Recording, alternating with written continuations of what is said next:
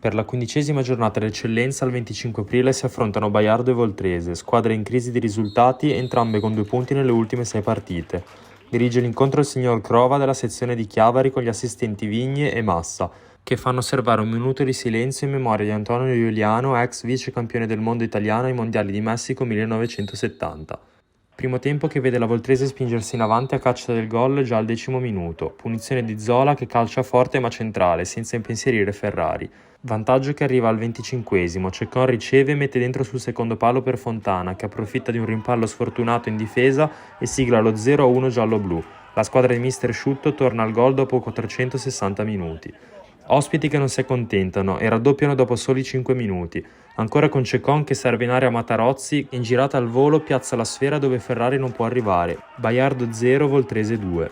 Provano a reagire i draghetti al 40°, Campanella calcia dalla distanza ma Caruso blocca. Reazione che si concretizza un minuto dopo quando Capitan Napello vede Piccardo che stoppa, si gira e sigla il gol che accorcia le distanze. Primo tempo che termina sull'1-2, avaro di azioni ma non di emozioni.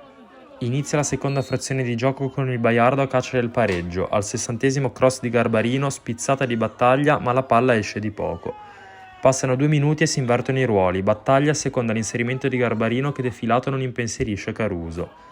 Al 66° la Voltrese tenta il gol olimpico dalla bandierina con Chiodi, ma Ferrari con difficoltà dice no. Rivediamo al rallentatore il salvataggio sulla linea. 5 minuti dopo ci prova ancora la Voltrese nuovamente con Chiodi, il cui tiro termina a lato.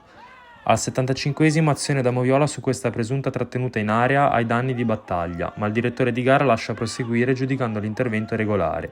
Rigore che viene invece assegnato dall'altra parte del campo per questa trattenuta di De Vincenzi su Fontana, numero 15 nero-verde che rimedia la seconda ammonizione in pochi minuti e si vede costretto a lasciare il terreno di gioco.